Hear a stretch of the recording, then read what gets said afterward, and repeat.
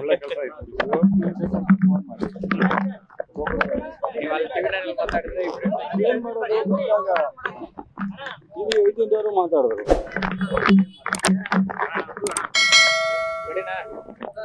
ಅಲ್ಲಿ ಮಾತಾಡಿಸ್ತಾರ ಗುರು ಫೋನಲ್ಲಿ, ಎಲ್ಲಾನು ನೀವೇ ಮಾತಾಡಿಸ್ತಾರೆ. ಈಗ ಸಿಎಂ ಭೇಟಿ ಆಗಿದೆ, ಮದ್ದೂರು ಘಟನೆ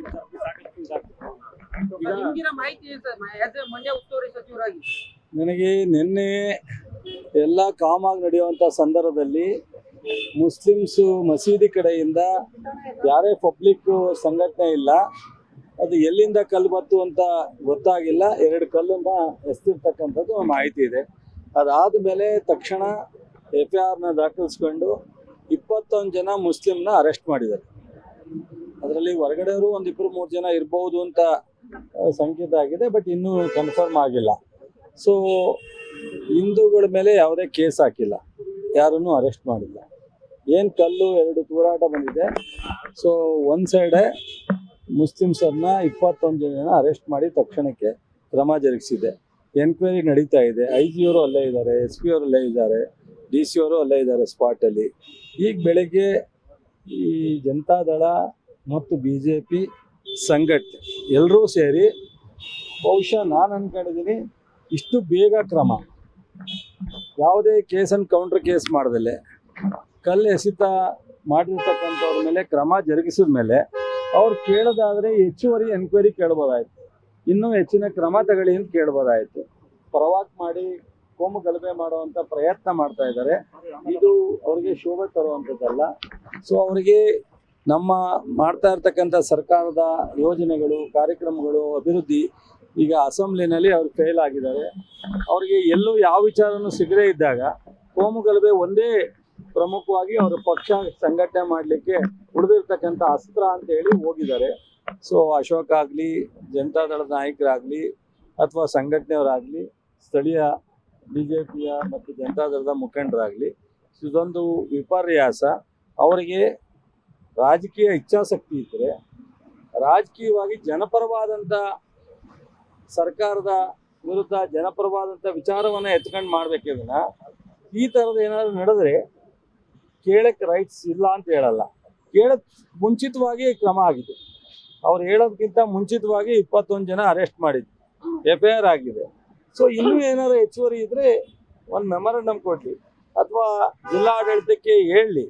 ಅದನ್ನು ಬಿಟ್ಟು ಸೊ ನಾವು ಮೆರವಣಿಗೆ ತಗೋತೀವಿ, ಪ್ರತಿಭಟನೆ ಮಾಡ್ತೀವಿ, ಪ್ರವಾಕ್ ಮಾಡ್ತೀವಿ, ಕೋಮು ಗಲಭೆಗೆ ನಾವು ಹತ್ತಿಕ್ತೀವಿ ಅಂತ ಅಂದರೆ ಸರ್ಕಾರ, ಜಿಲ್ಲಾಡಳಿತ ಏನು ಸೂಕ್ಷ್ಮವಾಗಿ ಗಮನ ಹರಿಸಿ ಇದನ್ನ ಒಂದು ಕಂಟ್ರೋಲ್ ಮಾಡ್ಲಿಕ್ಕೆ ಸಾಧ್ಯ.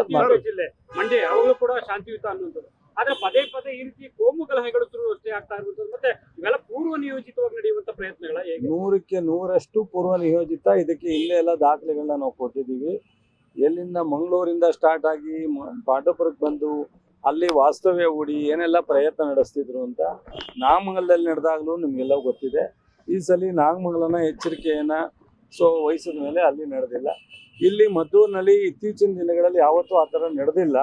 ಬಹುಶಃ ಇಲ್ಲಿ ಯಾವುದೂ ಆ ಥರದ ಘಟನೆ ಇಲ್ಲ ಆದ್ರೂ ಮೀಟಿಂಗ್ ಮಾಡಿ ಎಲ್ಲ ಸಮಾಜದ ಜೊತೆಗೆ ಪ್ರತ್ಯೇಕವಾಗಿ ಮೀಟಿಂಗ್ ಮಾಡಿ ಎಲ್ಲ ಬಂದೋಬಸ್ತ್ ಮಾಡಿದ್ರು. 1-2 ಕಲ್ಲು ತೂರಾಡಿರ್ತಕ್ಕಂಥದ್ದು. ಇದು ಪೂರ್ವ ನಿಯೋಜಿತವಾದಂಥ ರೀತಿಯಲ್ಲಿ ಇದೆಲ್ಲ ಕೋಮು ಗಲಭೆನ ಹತ್ತಿಕ್ಕಲಿಕ್ಕೆ ಪ್ರಯತ್ನ ಮಾಡ್ತಾ ಇದ್ದಾರೆ. ಬಟ್ ಸರ್ಕಾರ, ಜಿಲ್ಲಾ ಆಡಳಿತ ಗಮನದಲ್ಲಿದೆ. ಎಚ್ಚರಿಕೆ ವಹಿಸಿ ನಾವು ಯಾರು ತಪ್ಪಿತಸ್ಥಿದ್ದಾರೋ ಅವ್ರ ಮೇಲೆ ಕ್ರಮನೂ ತಗೋತೀವಿ. ಹೆಚ್ಚು ಇದನ್ನ ಪ್ರವಾಹ ಹಾಕಿ ಬಿಡಲ್ಲ. ಹೊರಗಡೆಯಿಂದ ಬಂದ್ರು ಅಂತ ಹೇಳಿದ್ರೆ ಹೊರಗಡೆಯಿಂದ ಬಂದು ಈ ತರ ಕಲ್ಲು ತೂರಾಟ ಮಾಡಿದ್ದಾರೆ ಅಂತ ಯಾರು ಸರ್? ಅದನ್ನೇ ಎನ್ಕ್ವೈರಿ ಮಾಡಿ ಚೆಕ್ ಮಾಡಿದ್ಮೇಲೆ ಅದು ನಿಖರವಾಗಿ ಗೊತ್ತಾಗುತ್ತೆ. ಆಮೇಲೆ ಇಂತ ಘಟನೆಗಳಲ್ಲಿ ಭಾಗಿಯಾದವ್ರ ಮೇಲೆ FIR ಅನ್ನ ವಾಪಸ್ ತಗೊಂಡಿರುವಂತ ಘಟನೆಗಳು ನಡೆದಿದೆ ಸರ್. ವಾಪಸ್ಸು ಯಾವ ಹಂತದಲ್ಲಿ ತಗೋಬೇಕು ಅದಕ್ಕೆ ಮಾತ್ರ ತಗೊಳ್ಳಕ್ಕೆ ಸಾಧ್ಯ. ಎಲ್ಲ ಈ ತರದ ಘಟನೆಗಳ ಕಮ್ಯುನಲ್ ವಿಚಾರದಲ್ಲಿ ನಡೆದಂಥವು ಯಾವುದನ್ನೂ ವಾಪಸ್ ತಗೊಳ್ಳೋಂಥ ಮಾಹಿತಿ ನನ್ನ ಮುಂದೆ ಇಲ್ಲ. ಸೊ ರೈತರು ಗಲಾಟೆಗಳು ಅದು ಇದು ಸಣ್ಣ ಪುಟ್ಟ ಬಂದಾಗ ತಗೊಂಡಿದ್ದೀವಿ. ಈ ತರದ ಮಸೀದಿ ಒಳಗಡೆಯಿಂದನೇ ಕಲ್ಲು ಎಸೆದಿದ್ದಾರೆ ಅನ್ನೋಂತ ಆರೋಪ ಹೊಂದಿದೆ. ನಿಮ್ಮ ಮಾಹಿತಿ ಏನು ಸರ್? ಸರ್, ಮಸೀದಿ ಕಡೆಯಿಂದ ಬಂತು ಅನ್ನೋದಷ್ಟೇ ಮಾಹಿತಿ ಇದೆ. ಎನ್ಕ್ವೈರಿ ಮಾಡಿದ್ಮೇಲೆ ಗೊತ್ತಾಗುತ್ತೆ.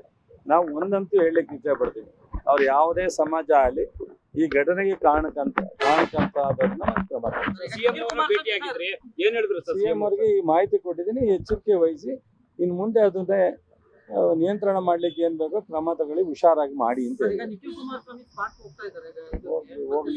ಬಿಜೆಪಿ ನಾಯಕರು ಹೋಗ್ಲಿ. ರಾಜಕೀಯ ತಿರುವು ಪಡ್ಕೊಳ್ಳೋದು. ರಾಜಕಾರಣನೇ ಅಲ್ವಾ, ಅವ್ರು ರಾಜಕಾರಣನೇ ಮಾಡ್ತಾ ಇರೋದು.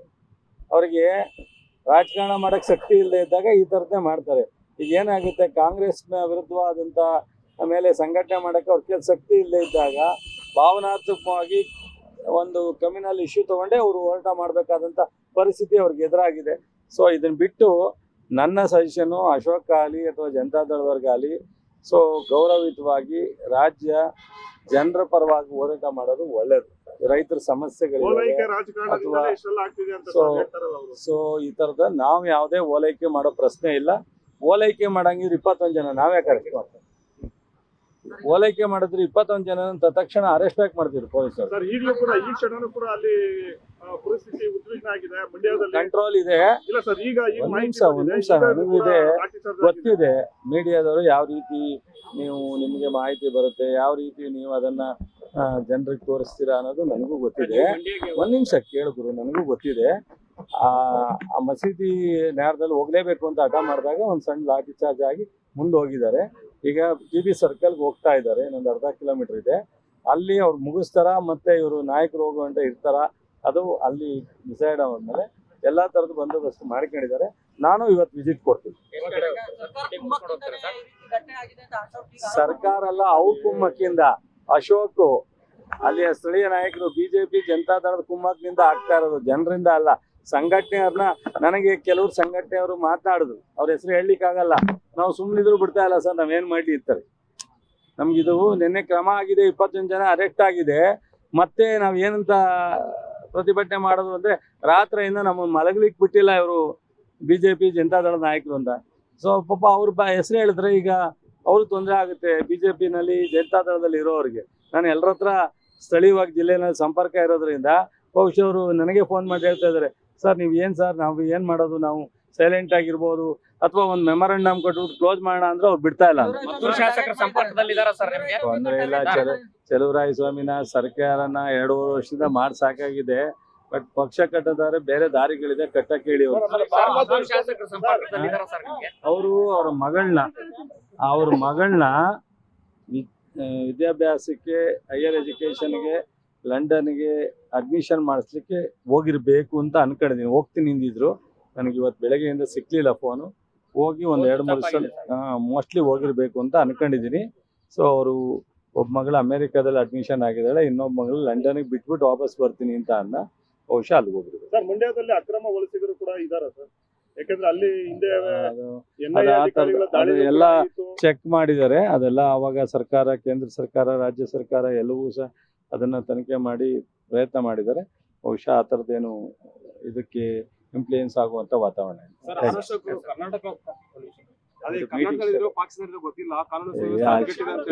ಅಶೋಕ್ ಅವರು ಬಿಡ್ರಿ ಪಾಪ. ಅವ್ರು ಏನು ಈಗ ಏನಾಗುತ್ತೆ, ಬಿಜೆಪಿಲಿ ಏನೋ ಮೋಸ್ಟ್ಲಿ ಅವರನ್ನ ಬದಲಾವಣೆ ಮಾಡ್ತೀವಿ ಅಂತ ಹೇಳಿರ್ಬೇಕು, ಅದಕ್ಕೆ ಸ್ಪೀಡ್ ಅಪ್ ಆಗಿದ್ದಾರೆ. ಲೇಟೆಸ್ಟ್ ಹಾಗೂ ಇಂಟ್ರೆಸ್ಟಿಂಗ್ ಸುದ್ದಿಗಳಿಗಾಗಿ ಬಾಸ್ ಟಿವಿ ಕನ್ನಡ ಚಾನೆಲ್ನ ಸಬ್ಸ್ಕ್ರೈಬ್ ಮಾಡಿ. ಹಾಗೆಯೇ ಬೆಲ್ ಐಕಾನ್ ಪ್ರೆಸ್ ಮಾಡಿ. ಇದರ ಜೊತೆಗೆ ಫೇಸ್ಬುಕ್, ಇನ್ಸ್ಟಾಗ್ರಾಮ್, ಎಕ್ಸ್ನಲ್ಲೂ ಮಿಸ್ ಮಾಡದೆ ಫಾಲೋ ಮಾಡಿ.